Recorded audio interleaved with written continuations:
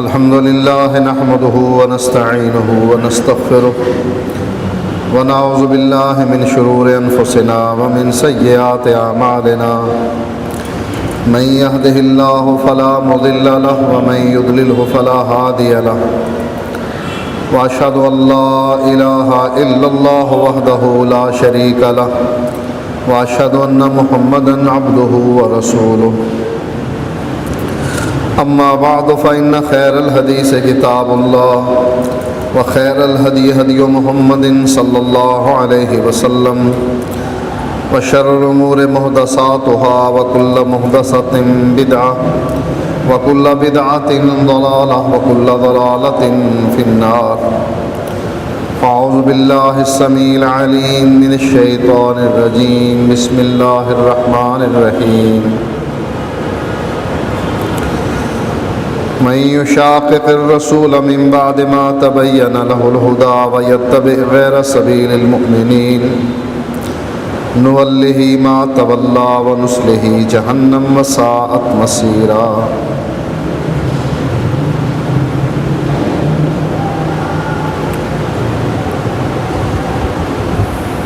انسان کے مر جانے کے بعد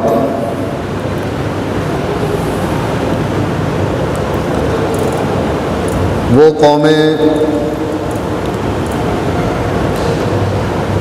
جو کسی نہ کسی نبی پر ایمان لائی ہیں وہ مردوں کو دفن کرتے ہیں.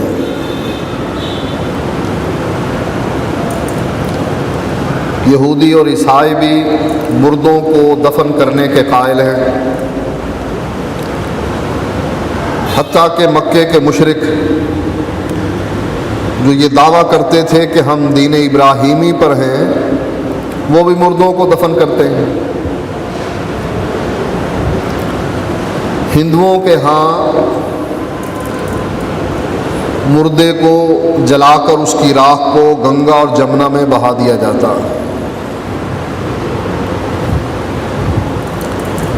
چونکہ یہ کسی نبی کو ماننے والے نہیں، لہذا ان کا اپنا ایک نظریہ ہے. حدیث میں ایک واقعہ آتا ہے، ایک شخص نے اپنے بیٹوں کو وصیت کی کہ جب میں مر جاؤں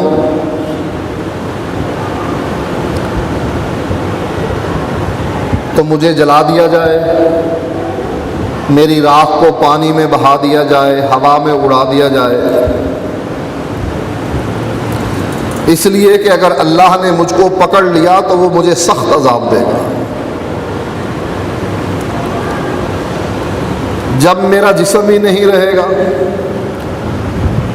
میرا جسم مٹی کے ذرات میں، راکھ میں تبدیل ہو کر ہوا میں تحلیل ہو جائے گا، پانی میں گھل مل جائے گا، پھر کس نے کیا پکڑنا ہے؟ بیٹوں نے وصیت پر عمل کیا. اللہ تعالیٰ نے ہوا کو حکم دیا، ہوا نے اس کے ذرات جمع کر کے دے دیے. پانی کو حکم دیا، پانی نے ذرات جمع کر کے دے دیے. اللہ نے اس ذرات کو اس کے جسم میں تبدیل کر دیا اور پوچھا یہ تو نے کیوں کیا؟ کہنے لگا یا اللہ تجھ سے ڈر کر کیا، اسی ڈر پر تو کیا تھا کہ تو مجھ کو اٹھا کر بٹھا لے گا، حساب و کتاب لینے لگ جائے گا، اس لیے میں نے قبر میں دفن ہونے کی بجائے یہ طریقہ اختیار کیا کہ میری لاش کی راکھ بنا دی جائے، اڑا دی جائے، پانی میں حل کر دی جائے تاکہ اللہ مجھے پکڑ نہ سکے. تیرا خوف میرے دل میں آ گیا تھا. اللہ اپنے بندے سے کہے گا جا تو مجھ سے ڈر گیا، میں نے تجھے معاف کر دیا.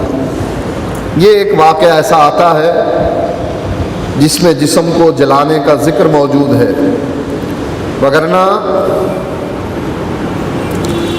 آدم علیہ السلام کے بیٹوں حابیل اور قابیل میں جب لڑائی ہوتی ہے ایک دوسرے کو قتل کر دیتا ہے، پھر سوچتا ہے کہ میں اس کی لاش کو کہاں چھپاؤں، کیونکہ پہلا قتل تھا. پہلی پہلی موت تھی، معلوم نہیں تھا کہ مرنے کے بعد مردے کے ساتھ کیا کرنا چاہیے۔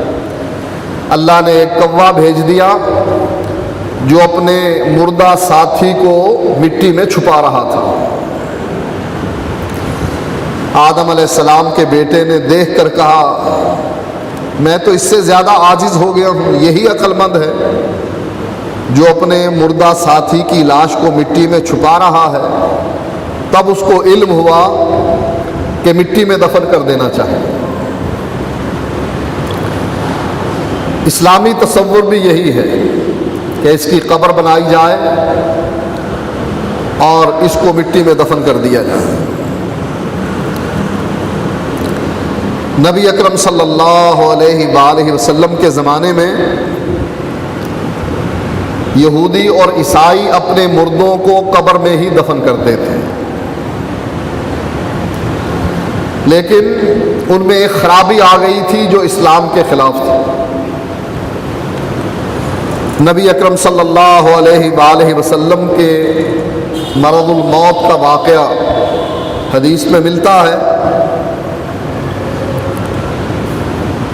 ام المومنین بیان کرتی ہیں لما اشتکى النبی صلی اللہ علیہ وآلہ وسلم ذکرت بعض نسائہ کنیسہ،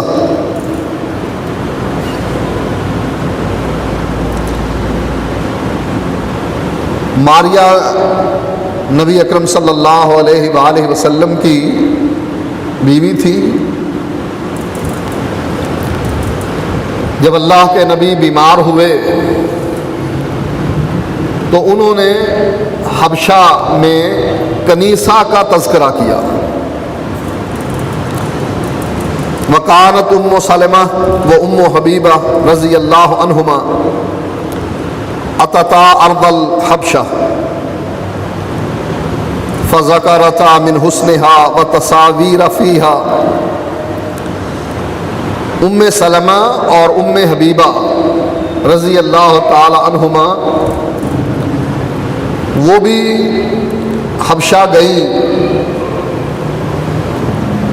اور وہاں پر جو کنیسہ تھا اس کی خوبصورتی کا تذکرہ کرنے لگیں اور اس کے اندر جو تصویریں عیسائیوں نے بنائی ہوئی تھیں اس کا تذکرہ کیا۔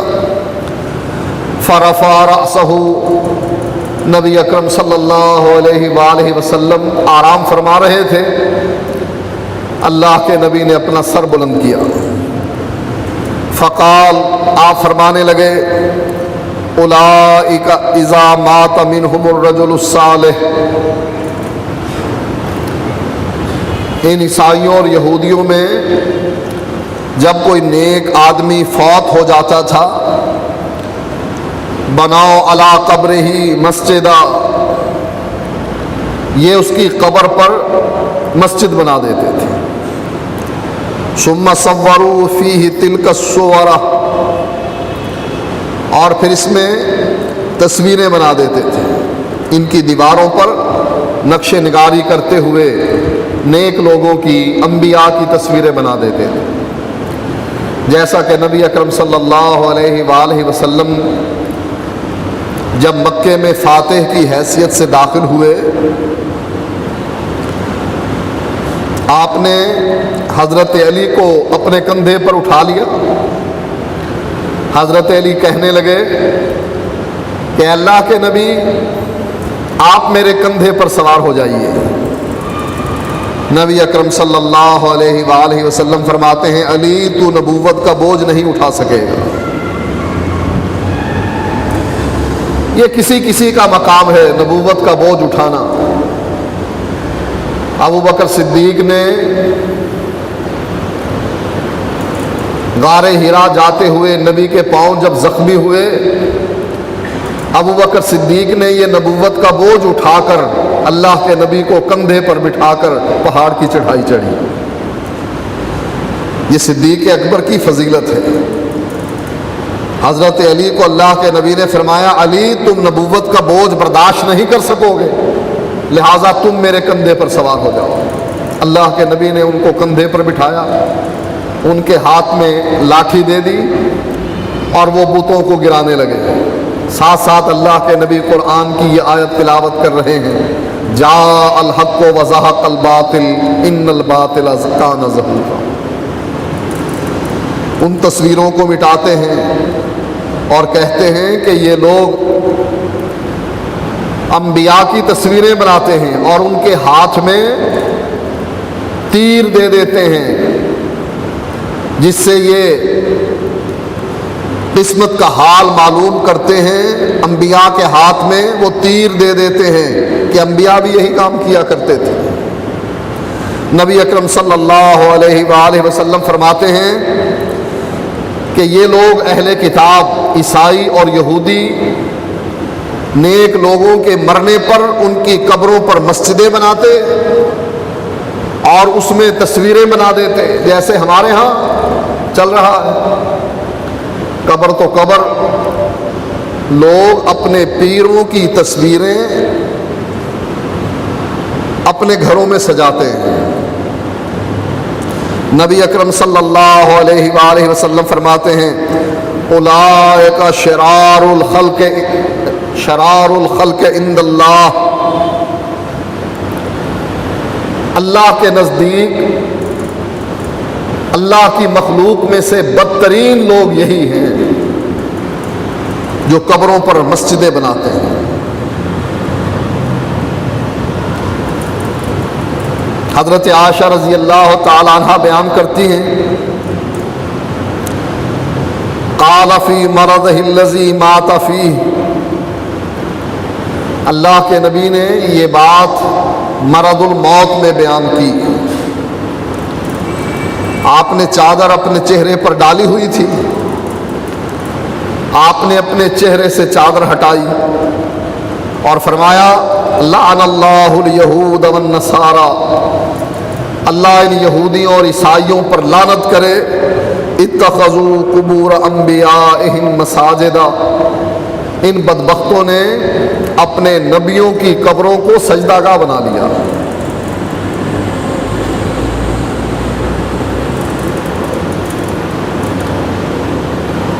ہم نے کوئی کمی کی؟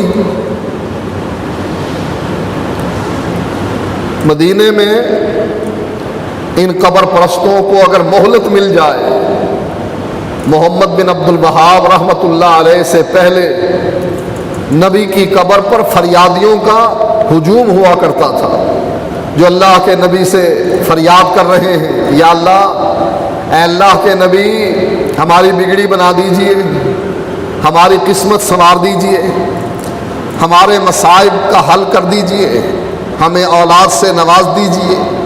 محمد بن عبد الوہاب قبر پر جا کر ان کو واض و نصیحت کرتے، عقل کے اندھو، اللہ زندے کو چھوڑ کر وہ جو قبر میں چلے گئے ہیں ان سے مانگ رہے ہو۔ لیکن لوگ محمد بن عبد الوہاب کی بات سننے کے لیے تیار نہیں ہوتے تھے۔ آپ اپنے پاکستان کا سروے کر لیں، انڈیا کا، بنگلہ دیش کا سروے کر لیں، گولڑے چلے جائیں، جہاں قبر ہے وہی مسجد ہے۔ بری امام چلے جائیں، جہاں قبر ہے ساتھ ہی مسجد۔ لاہور علی حجویری کے دربار پر چلے جائیں، ساتھ قبر ہے ساتھ مسجد۔ کوئی قبر ایسی نہیں جہاں ان بدبختوں نے اس کی قبر پر مسجد نہ بنا دی، بلکہ یہ دو ہاتھ اور آگے چلے گئے ہیں۔ ان کی خرافات دیکھ کر عیسائیوں کی خرافات اور یہودیوں کی خرافات ہمیں بھول چکی۔ حضرت عائشہ بیان کرتی ہیں وَلَوْلَا ذَلِكَ لَأُبْرِزَ قَبْرُهُ، اگر اس بات کا یہ اندیشہ نہ ہوتا کہ مسلمان بھی اللہ کے نبی کی قبر کے ساتھ یہی سلوک کریں گے، اللہ کے نبی کی قبر حجرے میں نہ بنتی، عام قبرستان میں بنائی جاتی۔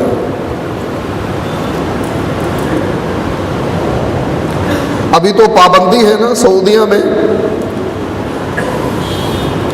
پھر بھی اس لوہے کی جالی کو چومنے کے لیے پہرے دار سے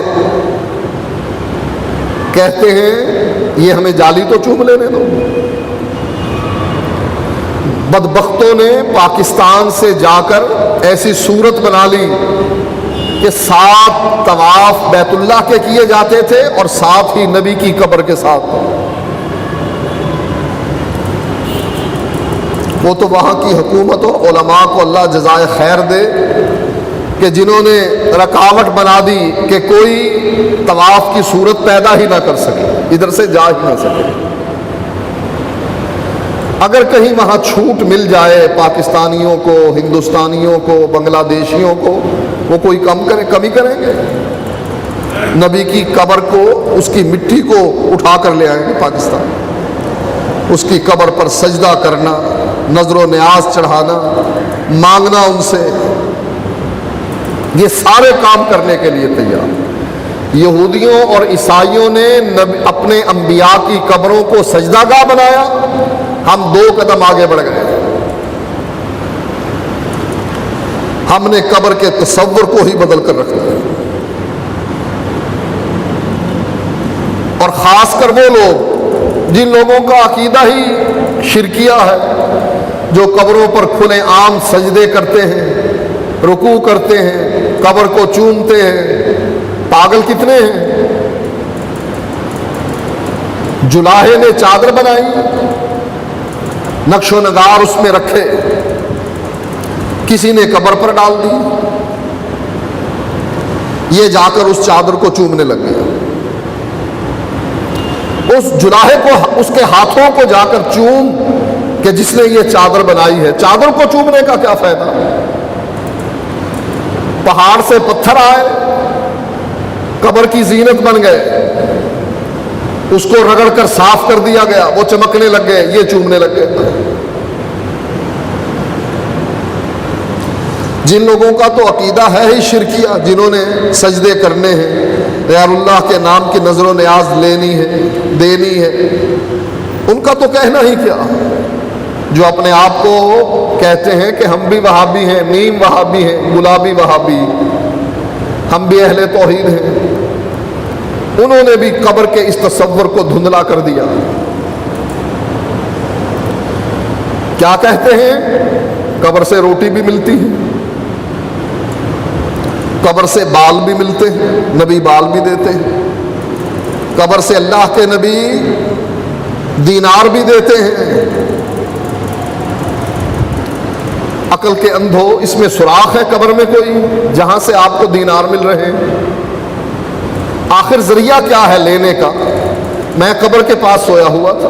یہ لکھتا کون ہے؟ شیخ الحدیث مولانا زکریا، عام آدمی نہیں، حدیث پڑھانے والا، صدیوں عرصہ دراز سے وہ مدرسہ جو قائم ہے، اس میں سہارنپور کے مدرسے میں حدیث پڑھانے والا، بخاری پڑھانے والا، موطا امام مالک پڑھانے والا، اس کی شرح لکھنے والا.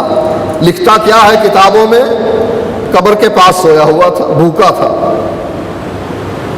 اللہ کے نبی سے التجا کی، اللہ کے نبی بھوکا ہوں. اللہ کے نبی خواب میں آئے، مجھے روٹی دے دی، آدھی روٹی میں نے خواب میں کھا لی، جب میں نیند سے بیدار ہوا آدھی روٹی میرے ہاتھ میں تھی. کہاں سے آئی؟ قبر سے آئی. کس نے دی؟ اللہ کے نبی نے دی. روٹیاں پکائی کیسے؟ اللہ کے نبی نے پکائی یا نابنائی رکھا ہوا تھا وہاں پر؟ روٹیاں پکانے والا رکھا ہوا تھا. تندور کہاں سے آیا؟ آگ کیسے جلی؟ اس کا کوئی ثبوت؟ عقل مانتی ہے اس بات کو کہ اللہ کے نبی قبر میں بیٹھے ہوئے روٹیاں پکا رہے ہیں یا پکوا رہے ہیں؟ جو دینار تجھ کو دیے ہیں، اللہ کے نبی کو فوت ہوئے تو زکریا صاحب کے زمانے میں 1200 سال کا عرصہ گزر گئے. اب جو دینار دیے ہیں اس پر مہر اس حکومت کی لگی ہوئی ہے یا نبی کے زمانے کے جو دینار تھے سونے کے وہ تھے؟ اگر اس زمانے کے دینار تھے، کیا صحابہ نے اللہ کے نبی کو جب دفن کیا 7 دینار بھی دفن کر دیے تھے کہ زکریا آئے گا آپ سے دینار مانگنے کے لیے دے دینا؟ اور اگر اس زمانے کے تھے تو یہ دینار قبر میں کیسے پہنچ گئے؟ اس میں کوئی سوراخ نکال کر قبر میں ڈالے گئے تھے؟ یہ کن لوگوں کا نظریہ ہے جو کہتے ہیں کہ ہم اہل توحید ہیں؟ یہاں تک کہ اپنے عقیدے کی کتابوں میں یہ خرافات لکھ چھوڑی ہیں کہ ان قبروں سے فیض ملتا ہے۔ عیسائیوں اور یہودیوں کا یہ عقیدہ کہیں بھی موجود نہیں ہے، لیکن ہم مسلمانوں نے، کلمہ گو لوگوں نے، اور خاص کر توحید کی طرف اپنی نسبت کرنے والوں نے یہ عقیدہ گھڑ چھوڑا ہے کہ قبروں سے فیض ملتا ہے، باطنی فیض۔ پاکستان میں کراچی میں ایک گروپ اٹھا، اس نے یہ خرافات دیکھ کر کہ قبر والوں سے مانگا جاتا ہے، ان کو داتا کہا جاتا ہے، مشکل کشا مانا جاتا ہے، حاجت روا تسلیم کیا جاتا ہے، انہوں نے انکار ہی کر دیا کہ کوئی قبر ہی نہیں۔ غلط، یہ وہ قبر ہی نہیں، اصل قبر آسمان پر کہیں برزخ میں اونچے کہیں جگہ پر بنائی جائے گی۔ یہ قبر نہیں، یہاں کچھ بھی نہیں، نہ یہاں عذاب ہوتا ہے نہ یہاں ثواب ملتا ہے۔ اس نے کہا یہ ورقہ ہی صاف کر دو، تاکہ شرک کا منبع کیا ہے؟ یہ قبر، لہٰذا اس قبر کی نفی کر دو کہ یہاں کچھ بھی نہیں، نہ یہ جنت کے باغوں کا باغ ہے، نہ جہنم کے گڑھوں کا گڑھا، نہ یہ قبر منور ہوتی ہے، نہ یہ قبر وسیع ہوتی ہے، نہ یہ قبر تنگ ہوتی ہے، نہ اس قبر میں سانپ اور بچھو ہیں، نہ یہاں عذاب دیا جاتا ہے، نہ یہاں جنت کی طرف سے کھڑکی کھولی جاتی ہے، کچھ بھی نہیں، قبر کہیں اور۔ انہوں نے اس تصور کو ہی بدل دیا۔ کس چیز کو دیکھ کر؟ ہمارے ان کرتوتوں کو دیکھ کر۔ اسلامی تصور کیا ہے؟ اب یہ 8 شوال کو یا غالباً 10 شوال کو بعض لوگوں کے پیٹ میں مروڑ اٹھ رہے ہیں۔ حکومت کی طرف سے اجازت ہے، حکومت ہی ان کی ہے، ہر طرف وہی ہی ہے۔ مری روڈ پر مظاہرے ہوں گے، ہائے ہماری قبریں گرا دی، ہائے ہمارے مزارات کی بے حرمتی کر دی۔ باقاعدہ اشتہار لکھ کر راولپنڈی کی سڑکوں پر لگائے ہوئے ہیں، احتجاجی مظاہرہ سعودی حکومت کے خلاف کہ انہوں نے اہل بیت اور صحابہ کی قبریں گرا دیں، ان کی بے حرمتی کی، لہٰذا ہم احتجاج کرتے ہیں دوبارہ قبریں بناؤ۔ صرف دوبارہ قبریں نہ بناؤ، مکے اور مدینے کو آزاد شہر قرار دے دو، جس کا جو دل آئے کرے۔ کوئی سجدہ کرے تب اس کی مرضی، کوئی رکوع کرے تب اس کی مرضی، کوئی چڑھائے تب اس کی مرضی، کوئی چادر چڑھائے پھولوں کی تب اس کی مرضی۔ مکہ اور مدینہ آزاد شہر قرار دے دیا جائے تاکہ ہم جو دل میں آئے کریں۔ یہ پیٹ میں مروڑ کیوں اٹھتے ہیں؟ یہ قبر پرست، یہ شیطان جو انسان مسلمان کا خاص کر دشمن ہے، وہ یہ برداشت ہی نہیں کر سکتا کہ کلمہ توحید بلند ہو۔ اب بت اتنے بدنام ہو گئے ہیں کہ کوئی بھی بت کی پوجا کرنے کے لیے تیار نہیں۔ شیطان نے متبادل کیا دیا ہے؟ وہ تو بت تھا نا، مٹی کا، پتھر کا، وہ تو ٹھیک ہے، وہ نہیں پوجنے چاہیے، یہ تو بزرگ ہے، بزرگ ان کی قبر ہے۔ کتنا بڑا تصور دے دیا، یہ بزرگ ہیں، یہ بت نہیں، اور یہ بزرگوں کی قبریں ہیں، یہ حرمت والی جگہ ہیں، یہ ادب کے مقامات ہیں، اس پر جانا ہے باوضو جاؤ، پیٹھ نہ کرو، الٹے پاؤ واپس آؤ، مانگو جو مانگتے ہو ان سے، یہ تمہاری کرنی بھر دیں گے۔ متبادل کیا دیا شیطان نے؟ بتوں کی جگہ پر قبریں رکھ دی، انبیاء کی قبریں، اولیاء کی قبریں، صحابہ کی قبریں، اور کہا پوجو۔ بتوں سے مقصد کیا تھا شیطان کا؟ اللہ کی بجائے بتوں کی پوجا کی جائے۔ قبروں سے کیا مقصد ہے؟ اللہ کی بجائے قبر والوں سے مانگا جائے، ان کی عبادت کی جائے۔ مانگنے کے لائق صرف اللہ کی ذات ہے۔ ادعونی استجب لکم، مانگو مجھ سے مانگو۔ استجب لکم، مجھ میں طاقت ہے، میں تمہاری بات سن بھی سکتا ہوں، پوری بھی کر سکتا ہوں، کوئی رکاوٹ نہیں مجھ کو۔ شیطان نے کیا سکھایا کہ اللہ کس کی سنتا ہے؟ وہ بڑا مصروف ہے، وہ عام آدمی کی تو سنتا ہی نہیں۔ جب بادشاہ نہیں سنتے عام آدمی کی، اللہ تو بادشاہوں کا بادشاہ ہے، وہ تیری کیسے سنے گا؟ لہذا چھوڑ اللہ کو۔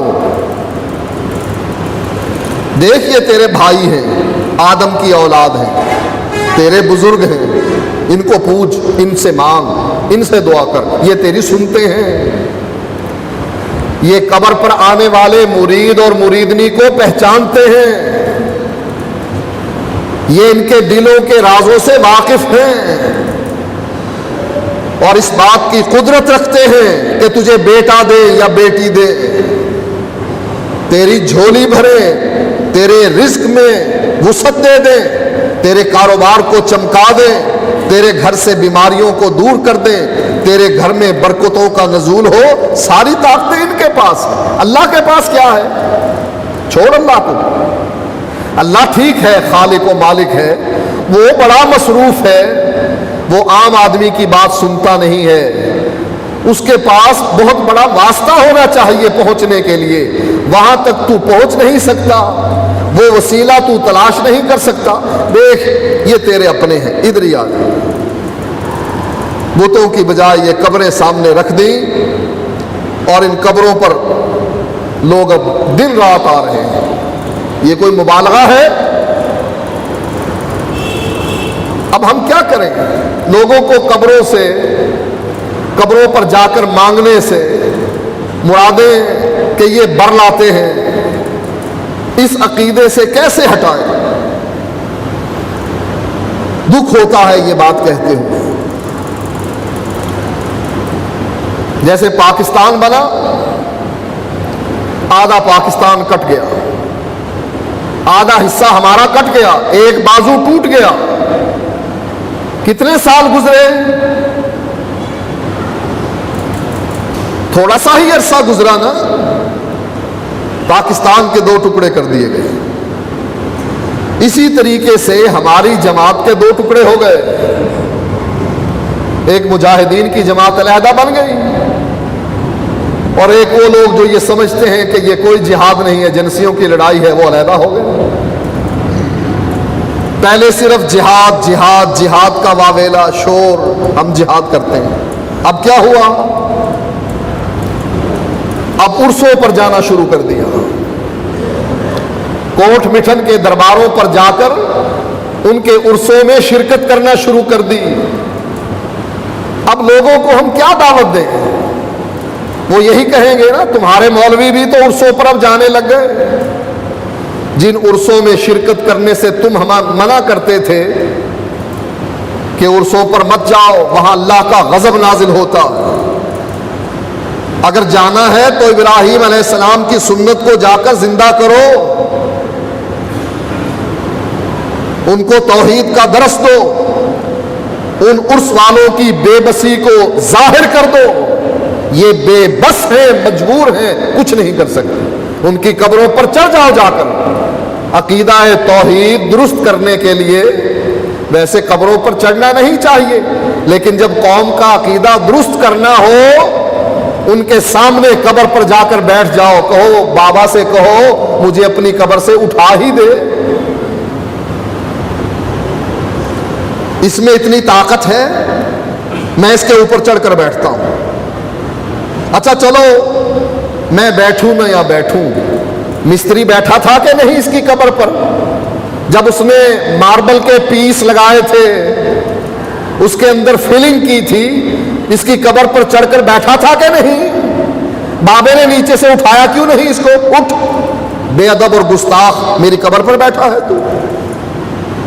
اگر وہاں جانا ہو تو توحید کا درس دینے کے لیے جاؤ تو صحیح ہے، لیکن وہاں جا کر ان کے عرسوں میں شرکت کرنا اور کہنا ہم اور تم ایک جیسے ہیں، کوئی فرق نہیں۔ اب لوگوں کو کس چیز کی دعوت دیں ہم؟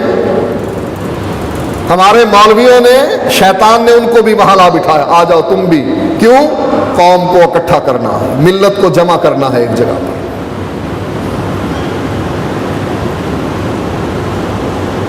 جماعت اسلامی مودودی صاحب نے جب جماعت بنائی احیاء دین کے لیے، دین کا احیاء کرنا ہے، زندہ کرنا ہے، فکر بڑی اچھی تھی، لوگ داخل ہو گئے، اہل حدیث کثرت سے داخل ہوئے۔ بعد میں کیا ہوا؟ اس جماعت کے اندر ایک نئی فکر پیدا ہوئی، قوم کو اکٹھا کر لو۔ اگر قوم کو عقیدہ توحید پر اکٹھا کرو سب سے اچھا کام ہے، نبی کی سنت پر جمع کرو سب سے بہترین کام ہے، اور اگر قوم کو کہو اپنے اپنے عقیدے اپنے پاس رکھو، بدلنے نہیں عقیدے، جس کو تم پوچھتے ہو پوچھتے رہو، جس کو تم مانتے ہو مانتے رہو، لیکن آؤ اس پلیٹ فارم پر سب اکٹھے ہو جائیں۔ کیا ہوا پھر؟ چوچو کا مربع بن گیا، نہ حکومت ملی، نہ اسلام آیا، نہ اقتدار نصیب ہوا، نہ پارلیمنٹ میں اتنی نشستیں بن سکی کہ حکومت ہاتھ میں آ جائے۔ دنیا بھی برباد، آخرت بھی برباد، خسرت دنیا والآخرہ۔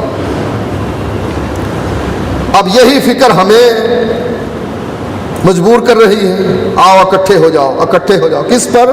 توحید پر؟ نہ، توحید کی بات کرو گے اختلاف پیدا ہوگا، قبر پرست ناراض ہو کر چلے جائیں گے، اگر سنت کی بات کرو گے بدعتی ناراض ہو جائیں گے، اگر صحابہ کی عظمت کی بات کرو گے صحابہ کو کافر کہنے والے ناراض ہو جائیں گے۔ لہٰذا نہ توحید کی بات کرو، نہ سنت کی بات کرو، نہ صحابہ کی عظمت کی بات کرو، بس کہو ہم سب مسلمان ہیں، ہم سب ایک قوم ہیں، ہندوؤں کے مقابلے میں ہم سب ایک ہیں، لہٰذا ہم سب اکٹھے ہیں، ہم عرس پر بھی آئیں گے اور تمہاری مسجدوں پہ بھی آئیں گے۔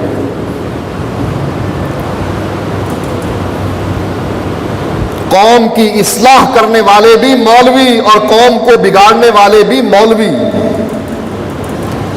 اگر مولوی سیدھے ہو جائیں قوم سیدھی ہو جائے گی، اور اگر مولوی بگڑ جائیں قوم بگڑ جائے گی۔ آج ہمارے مولوی بگڑے، تصور ہی مٹ گیا قبر کا کہ قبر ہے کیا۔ مرنے کے بعد اللہ فرماتا ہے وَمِن وَرَائِهِمْ بَرْزَخٌ إِلَى يَوْمِ يُبْعَثُونَ، اب یہ مر گئے، ان کا تعلق دنیا سے ٹوٹ گیا، نہ یہ سن سکتے ہیں نہ سنا سکتے ہیں، نہ یہ بول کر اپنی آواز باہر نکال سکتے ہیں، نہ تیری بات کو سن سکتے ہیں، چاہے سپیکر میں بلند آواز سے ان کو پکار۔ اِلَى یوم یبعثون، قیامت تک اب ان کا تعلق جڑ نہیں سکتا۔ جب قبریں پھاڑی جائیں گی پھر یہ تیری بات سنیں گے، تجھے دیکھیں گے۔ یہ اسلامی تصور ہے قبر کا کہ مرنے کے بعد عالم برزخ ہے جس میں دنیا کا تعلق برقرار نہیں رہتا، تعلق ٹوٹ جاتا ہے، برزخی زندگی شروع ہو جاتی ہے۔ اور یہ برزخ کا پیریڈ یہ نہیں کہ قبر میں دفن کرو گے تو اس کو عذاب ہوگا یا ثواب ملے گا، نہیں۔ اللہ قرآن میں ارشاد فرماتا ہے وَلَوْ تَرَىٰ إِذْ يَتَوَفَّى الَّذِينَ كَفَرُوا الْمَلَائِكَةَ يَضْرِبُونَ وُجُوهَهُمْ وَأَدْبَارَهُمْ وَذُوقُوا عَذَابَ الْحَرِيقِ، جیسے پہلے فرمایا نا وَمَن يُشَاقِقِ الرَّسُولَ مِن بَعْدِ مَا تَبَيَّنَ لَهُ الْهُدَىٰ، رسول کی مخالفت نہیں کرنی، اس عقیدے کو نہیں چھوڑنا جس کو اللہ کے نبی نے امت کو دیا ہے۔ یہاں عقیدہ کیا بیان ہوا؟ اے نبی اگر تو دیکھے ان لوگوں کو جو اللہ کو مانتے نہیں ہیں، ان کو فرشتے فوت کر رہے ہیں، ان کی روحوں کو نکال رہے ہیں۔ کرتے کیا ہیں؟ یضربون وجوہہم وادبارہم، یہ فرشتے آنے کے بعد ان کے چہروں پر تھپڑ مارتے ہیں، پیٹتے ہیں ان کے چہروں کو اور پیٹھوں کو۔ اب کسی آدمی نے کسی کافر کو، کسی بے دین کو پیٹتے ہوئے دیکھا؟ کیا کہیں گے؟ قرآن غلط ہے، فرشتے آتے نہیں، مارتے نہیں، کیا یہ عقیدہ بنائیں گے؟ قرآن صحیح ہے، فرشتے آتے ہیں، مارتے ہیں، لیکن ہمارے اور ان کے درمیان برزخ ہے، پردہ ہے، ہم دیکھ نہیں سکتے۔ فرشتے پیٹتے ہوئے کہتے ہیں وذوقوا عذاب الحریق، چکھو اللہ کے عذاب کو، جلنے کے عذاب۔ اللہ فرماتا ہے ان اللہ یسمع من یشاء وما انت بمسمع من فی القبور، اللہ جس کو چاہتا ہے سنا دیتا ہے، جیسا کہ قلیب بدر کا وہ واقعہ آپ سن ہی چکے ہیں۔ اللہ کے نبی کنویں پر تشریف لائے اور کہنے لگے ابو جہل بن ہشام، اے ربیہ کے بیٹے عتبہ اور شیبہ، حل وجدتم ما وعد ربکم حقا، کیا تم نے اپنے رب کے وعدے کو سچا پا لیا ہے کہ نہیں؟ حضرت عمر رضی اللہ تعالیٰ عنہ عرض کرتے ہیں اللہ کے نبی ان سے باتیں کر رہے ہیں جن کے جسموں میں روحیں نہیں ہیں، روحیں نکل گئی ہیں، یعنی وہ سننے کے قابل نہیں ہیں، ان سے باتیں کر رہے ہیں۔ اللہ کے نبی فرماتے ہیں عمر وہ تم سے زیادہ سن رہے ہیں میری بات کو۔ کیسے سن رہے ہیں؟ کیا ان کے اندر کوئی طاقت آ گئی ہے؟ نہیں۔ اللہ فرماتا ہے ان اللہ یسمع من یشاء، اللہ جس کو چاہتا ہے سنا دیتا۔ ان کے اندر سننے کی طاقت نہیں، لیکن اللہ سنا دیتا ہے۔ یہ معجزہ ہے، اس کو دلیل نہیں بنایا جا سکتا۔ مثلا موسیٰ علیہ السلام بڑے حیادار، اس دور کے لوگ جب غسل کرتے سب اکٹھے ہو کر ننگے نہاتے، پرواہ ہی نہیں تھی، ایک دوسرے سے ستر پوشی تھی۔ موسیٰ علیہ السلام جب غسل کرتے علیحدہ ہوتے، کوئی اور نہ ہوتا، علیحدگی میں غسل کرتے۔ لوگ شک کرنے لگے کہ موسیٰ جو ہمارے سامنے نہیں نہاتا ہے ننگا، یہ بیمار ہے، اس کو بیماری ہے اس کے جسم میں، اس لیے اس بیماری کی وجہ سے یہ شرماتا ہے۔ اللہ اپنے نبی کو بری کرنا چاہتا تھا ان کے اس وسوسے سے۔ ایک دن موسیٰ علیہ السلام نہا رہے تھے، کپڑے آپ نے باہر پتھر پر رکھے ہوئے تھے۔ مکے کے اس دور کے مشرک، آپ کی قوم کے لوگ ایک جگہ پر جمع تھے، پتھر آپ کے کپڑے اٹھا کر بھاگ پڑا۔ اوپر پتھر پر کپڑے رکھے ہوئے ہیں اور پتھر بھاگ رہا۔ موسیٰ علیہ السلام نے جب یہ دیکھا کہ میرے کپڑے تو پتھر اٹھا کر بھاگ رہا ہے، فوراً باہر نکلے اور بھاگے پتھر کے پیچھے۔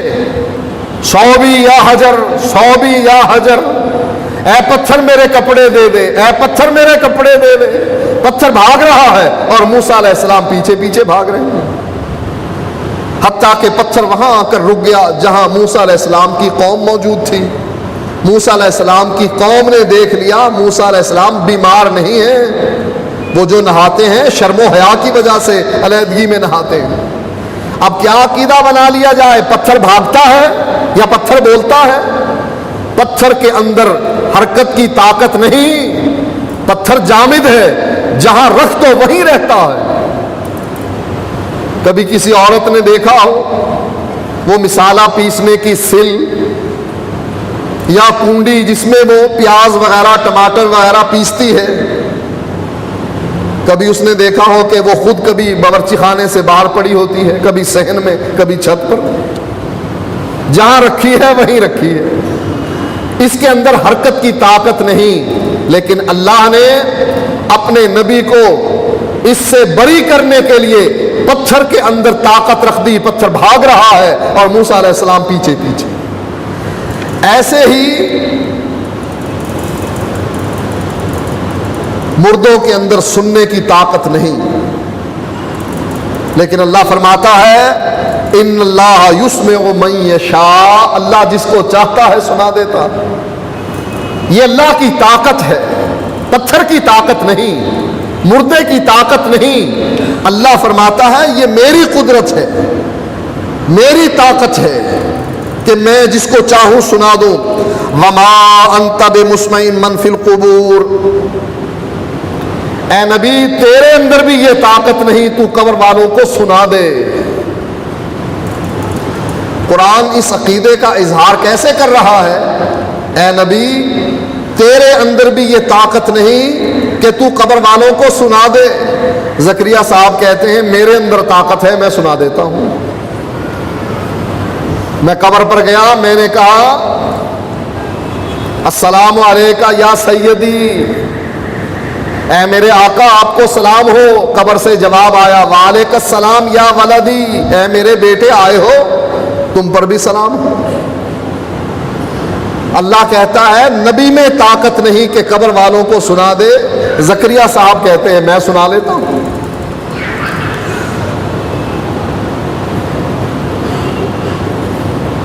اب یہ 8 یا 10 شوال کو جو پیٹ میں مروڑ اٹھیں گے، نبی اکرم صلی اللہ علیہ وآلہ وسلم نے حضرت علی رضی اللہ تعالی عنہ کو حکم دیا، اور حضرت علی نے ابو الحیاج اسدی کو اپنے شاگرد کو حکم دیا۔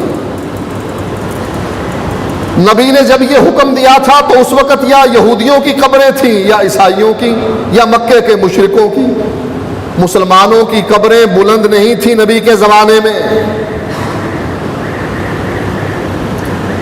حضرت علی حکم دے رہے ہیں، وہ حکم جو اللہ کے نبی نے حضرت علی کو دیا تھا۔ حضرت علی کہتے ہیں الا ابعثک علی ما بعثنی علیہ رسول اللہ صلی اللہ علیہ وسلم، اے ابو الحیاج میں کیا اس کام کے لیے تجھے نہ بھیجوں جس کام کے لیے اللہ کے نبی نے مجھ کو بھیجا تھا؟ وہ کام کیا تھے؟ اللہ تدع تمثالا الا طمستہ ولا قبرا مشرفا الا سویتہ۔ اے ابو الحیاج اللہ کے نبی نے مجھے حکم دیا تھا جو تصویر نظر آئے اس کو پھاڑ دینا، چاہے وہ پیر کی ہو یا پیرانے پیر کی ہو، کسی نبی کی ہو یا کسی ولی کی ہو، عام حکم دیا جس کی بھی تصویر تجھ کو نظر آئے اس کو پھاڑ دینا۔ ولا قبرا مشرفا الا سویتہ، اور جو تجھے قبر اونچی نظر آئے اس قبر کو گرا کر برابر کر دینا۔ یہ کس کا حکم ہے؟ اللہ کے نبی کا۔ اور اللہ کیا فرماتا ہے؟ وَمَن يُشَاقِقِ الرَّسُولِ، جو میرے رسول کی نافرمانی کرے، اس کی مخالفت کرے، مِن بَعْدِ مَا تَبَيَّنَ لَهُ الْهُدَىٰ، اور اس کو پتہ بھی لگ جائے کہ حکم الہی یہ ہے، ہدایت کا راستہ یہ ہے، قرآن و حدیث یہ کہتا ہے، وَيَتَّبِعْ غَيْرَ سَبِيلِ الْمُؤْمِنِينَ، وہ یہودیوں اور عیسائیوں کے طریقے کار پر چلتے ہوئے قبروں پر عرس بنائے، قبروں کو پکا کرے، قبر والوں کو حاجت روا سمجھے، ان کی قبروں کے طواف کرے۔ وَيَتَّبِعْ غَيْرَ سَبِيلِ الْمُؤْمِنِينَ، مومنوں کے رستے کو نہ اپنائے، نُوَلِّهِ مَا تَوَلَّىٰ، ہم اس کو جانے دیتے ہیں، اس کی رسی ڈھیلی چھوڑ دیتے ہیں، جاؤ۔ وَنُصْلِهِ جہنم، اس کی ڈھیل کہاں پہنچے گی؟ اللہ فرماتا ہے وَنُصْلِهِ جہنم، آخر کار اس کا انجام اللہ کی بھڑکتی ہوئی آگ۔ اللہ کا اور اللہ کے نبی کا حکم کیا ہے؟ کوئی اونچی قبر باقی نہ بچے۔ اللہ کے نبی نے حضرت علی کو حکم دیا اور حضرت علی نے ابو حیاج کو حکم دیا کہ یہ کام کرو جا کر۔ محمد بن عبد الوہاب رحمۃ اللہ علیہ نے اپنے زمانے میں جو کچھ صحابہ کی قبروں پر ہوتا تھا اسے دیکھ کر محمد بن عبد الوہاب نے مسلمانوں کی قبروں کو برابر کر دیا۔ یہ کس کا حکم ہے؟ اللہ کے نبی کا۔ اپنی مرضی سے کیا یا نبی کی حدیث پر عمل کرتے ہوئے کیا؟ ہمیں تو خوش ہونا چاہیے کہ شرک کے اڈے ختم ہو گئے۔ خطاب کے بیٹے زید کی قبر جبیل، ریاض سے کوئی 400-500 کلومیٹر دور، وہاں پر ان کی قبر بنی ہوئی تھی، اس کا قبہ بنا ہوا تھا۔ محمد بن عبد الوہاب رحمۃ اللہ کے زمانے میں لوگ اس کی قبر پر جا کر اس کی مٹی کو اپنے جسموں پر رگڑتے، اس کی قبر کے ساتھ اپنے جسم کو لگاتے اور وہاں تبرک حاصل کرتے اور ان سے مرادیں مانگتے، تمنائیں، آرزوئیں ان کے سامنے رکھ دیتے۔ محمد بن عبد الوہاب نے وہ کارنامہ سر انجام دیا ہے کہ سونے کے پانی سے لکھنے کے قابل۔ یہ جرت کسی میں نہیں تھی۔ اوینا کے حکمران نے جواب دے دیا، دریا کے حکمران نے جواب دے دیا۔ حکمران ڈرتے تھے۔ ایک درخت تھا، کہا اس درخت کو گرانا، کہا ہم تو نہیں گرا سکتے، درخت گرے گا تو ہماری قسمت پھوٹ جائے گی، ہماری تباہی کی، عذاب الہی کی یہ دعوت ہے کسی نیک درخت کو گرانا۔ درخت پوجے جاتے تھے۔ اللہ کے اس ولی نے کسی کا اپنے دل میں خوف پیدا ہی نہیں کیا تھا۔ ڈرتے تھے تو اللہ سے کہنے لگے اچھا تم نہیں جاتے، میں جاتا ہوں، میں قبر گراتا ہوں، میں درختوں کو کاٹتا ہوں۔ اب لوگ کھڑے دیکھ رہے ہیں کہ کب اس بابے کے ہاتھ سے کلہاڑا گرے اور اس کی گردن پر پڑے۔ جب دیکھا یہ تو کچھ بھی نہیں کر رہے، قبر والا بھی کچھ نہیں کر رہا، درخت بھی کچھ نہیں کر رہا، پھر سمجھے کہ واقعی کرنے والا تو اللہ ہے۔ لا الہ الا اللہ کا معنی کیا؟ آج جو نجد کے علاقے میں، سعودی عرب میں ہر طرف توحید توحید توحید، یہ اس کی محنت کا ثمر ہے محمد بن عبد الوہاب رحمۃ اللہ علیہ کی، کہ انہوں نے محنت کی، اپنے ہاتھ سے جا کر قبروں کو برابر کیا، مزار گرائے، اس پر بلڈوزر چلائے۔ لوگ جانے سے ڈرتے تھے، انہوں نے کھڑے ہو کر کام کروایا۔ میں کھڑا ہوں، میں کرتا ہوں، تم نہیں کرتے۔ پشاور میں نہیں ہوا؟ مشرف بے دین کے زمانے میں ایک جرنیل کو پشاور کا گورنر بنا دیا۔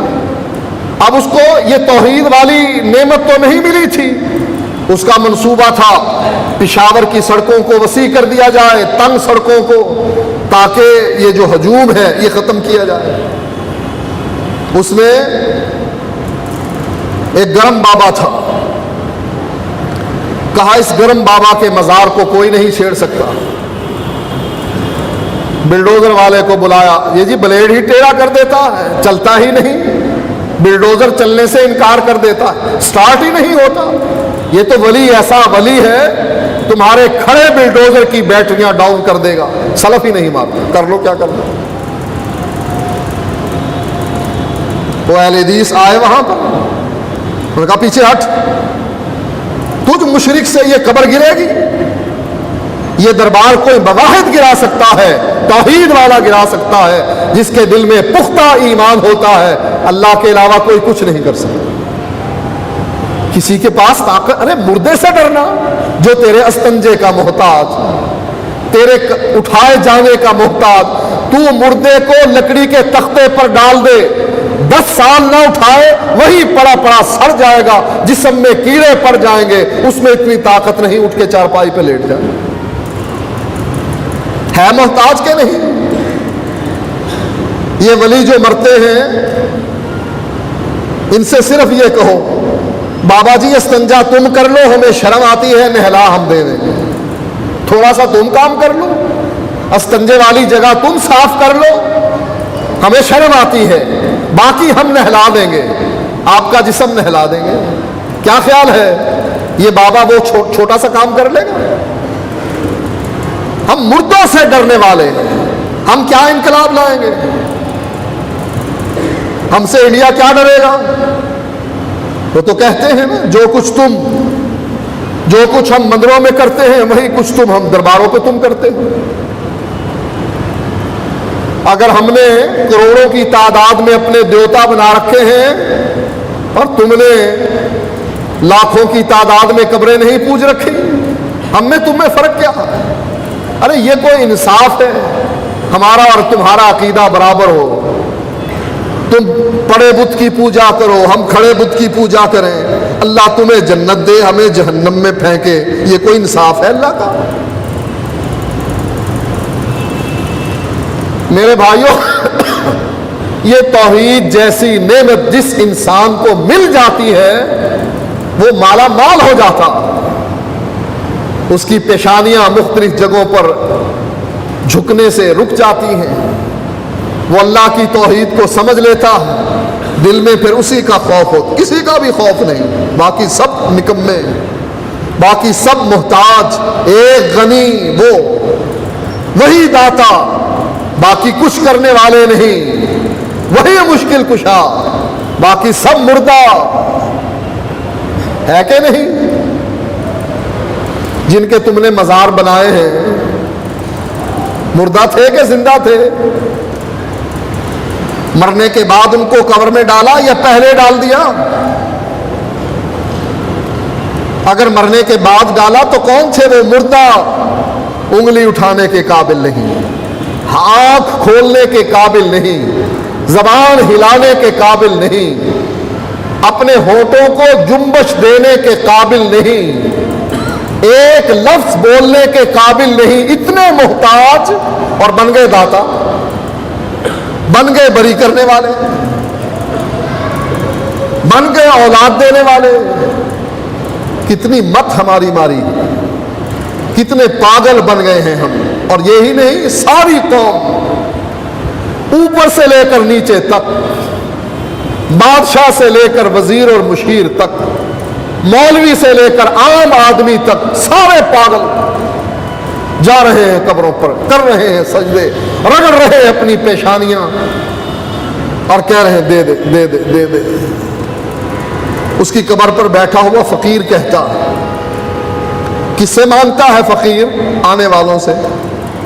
تو کس سے مانگنے جا رہا ہے؟ اس سے جو مر گیا قبر میں۔ اور وہاں بیٹھا ہوا فقیر کس سے مانگتا ہے؟ تجھ سے، دے دے۔ اور عقل کے اندھے، اگر وہ دینے کے قابل ہوتا یہ فقیر اس سے نہ مانگتا کہ تو دے دے؟ میں جو ہر ایک سے مانگوں گا، تو داتا ہے، تو اکیلا دے دے نا مجھ کو، مجھے کیوں ذلیل کر رہا ہے؟ ہر ایک کے آگے، ہر ایک چھوٹے بڑے کے آگے ہاتھ پھیلاتا ہوں، دے دے، دے جا اللہ کے نام پر، دے جا پیر کے نام پر، دے جا، تیری قسمت ہری ہوگی۔ ہر ایک کے سامنے جب میں ہاتھ پھیلاتا ہوں، اے داتا تو نے مجھے کیوں ذلیل کر رکھا ہے؟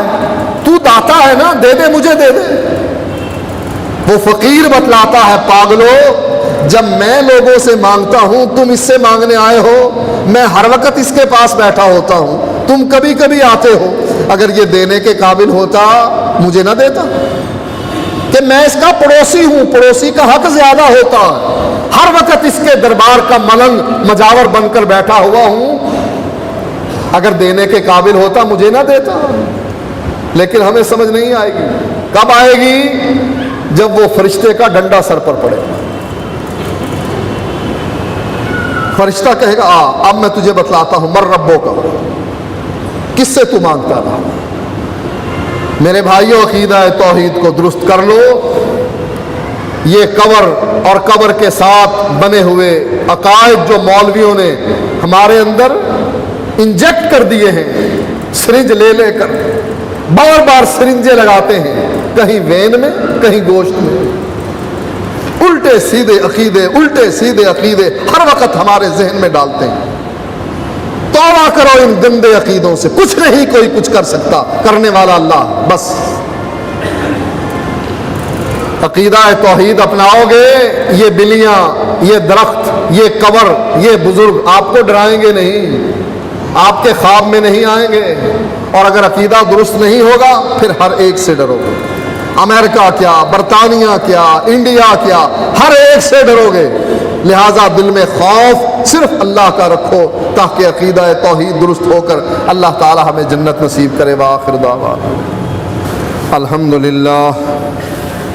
الحمدللہ نحمدہ ونستعینہ ونستغفرہ ونعوذ باللہ من شرور انفسنا ومن سیئات اعمالنا من يهده الله فلا مضل له ومن يضلل فلا هادي له واشهد ان لا اله الا الله وحده لا شريك له واشهد ان محمدا عبده ورسوله اما بعد فان خير الحديث كتاب الله وخير الهدي هدي محمد صلى الله عليه وسلم وشر الامور محدثاتها وكل محدثة بدعة وكل بدعة ضلالة وكل ضلالة في النار۔ شادی کے لیے برادری کو ترجیح دینی چاہیے یا دین کو؟ نبی اکرم صلی اللہ علیہ وآلہ وسلم فرماتے ہیں شادی مال کی وجہ سے کی جاتی ہے، حسن و جمال کی وجہ سے کی جاتی ہے، حسب اور نسب کی وجہ سے کی جاتی ہے۔ آپ نے فرمایا تیرے ہاتھ خاک آلود ہوں، شادی کرنا تو دین کو ترجیح دے کر کرنا، کہ جو دیندار ہے اس سے رشتہ کرنا۔ حسب و نسب برادری کوئی چیز نہیں، مال و دولت آنی جانی چیز ہے، حسن و جمال آنا جانا یہ دھوپ چھاؤں ہے۔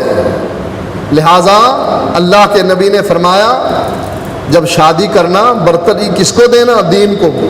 لہٰذا جو برادری کا بت ہم نے اپنے ہاں رکھا ہوا ہے یہ غلط ہے۔ دیندار کوئی رشتہ مل جائے تو نکاح کر دینا چاہیے۔ کیا تبلیغی جماعت کے ساتھ تبلیغ کے لیے جانا صحیح ہے؟ اور کیا یہ لوگ کتاب و سنت کی دعوت دیتے ہیں؟ یہ اس قسم کے واقعات جو میں نے جمعے میں بتلائے ہیں، اس قسم کی کتابیں پڑھتے ہیں مسجدوں میں، توحید و سنت کی دعوت نہیں دیتے۔ آپ ان سے کہیں ٹھیک ہے توحید پر میں تقریر کروں گا، ہم آپ کے ساتھ جاتے ہیں، کبھی بھی تیار نہیں۔ بزرگوں نے 6 اصول بیان کیے ہیں، بس اس کے اندر رکھنا، باہر نہیں نکلنا۔ لہٰذا ان لوگوں کے ساتھ نہیں جانا چاہیے، یہ توحید و سنت کی دعوت نہیں دیتے۔ بے نمازی کا جنازہ پڑھنا چاہیے کہ نہیں؟ بے نماز ہے جب اس نے خود نماز نہیں پڑھی، اس کے اوپر نماز کیوں پڑھی جائے؟ لہٰذا بے نمازی کا کوئی نماز جنازہ نہیں۔ اگر کسی کو اپنے ایام کی وجہ سے قضا ہونے والے روزوں کی تعداد معلوم نہ ہو تو وہ کیسے پورے کرے؟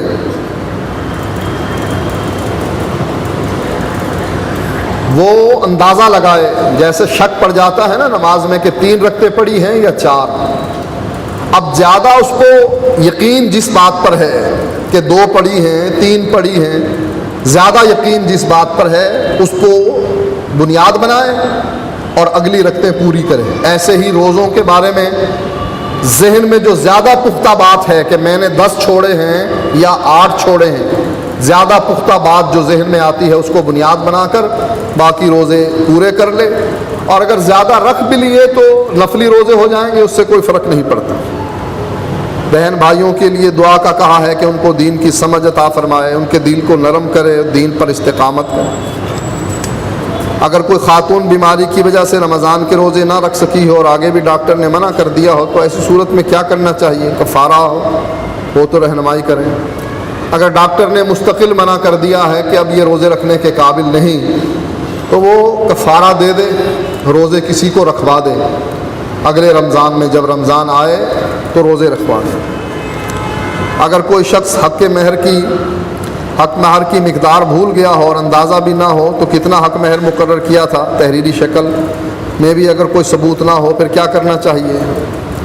ویسے یہ بھولنے والی چیز نہیں، ہر وقت دل میں کھٹکا رہتا کہ میرا اتنا حق مہر زیادہ مقرر ہو گیا، بھولنے والی چیز نہیں۔ اگر اتنی نسیان ہے اس کو، تو آج کل تو فارم ہمیشہ جس کا نکاح ہوتا ہے اس کا فارم بھرا جاتا ہے، اس پر لکھا جاتا ہے۔ یہ کیسے ہے کہ وہاں بھی لکھا ہوا نہیں، جنگلوں میں بیٹھ کر اس نے نکاح کیا تھا؟ یہ ویسے ہی لوگوں نے یعنی سوال کے طور پر ہی کسی نے لکھ دیا ہے، اور اگر واقعی حقیقت ہے تو دیکھ لے اس کی بہن کا، یعنی جس کے ہاں اس نے شادی کی ہے، اس کا کتنا مہر مقرر ہوا تھا، اس سے بڑی بہن، اس سے چھوٹی بہن، تو اندازہ لگا لے کہ اتنا ہی میری بیوی کا بھی حق مہر مقرر ہوگا، تو اس اندازے سے وہ حق مہر ادا کر دے اور اس پر بنیاد بنا لے۔ ان اللہ یامر بالعدل والاحسان وایتاء ذی القربی وینہی عن الفحشاء والمنکر والبغی یعظکم لعلکم تذکرون۔ سبحان ربک رب العزۃ عما یصفون وسلام علی المرسلین والحمد للہ۔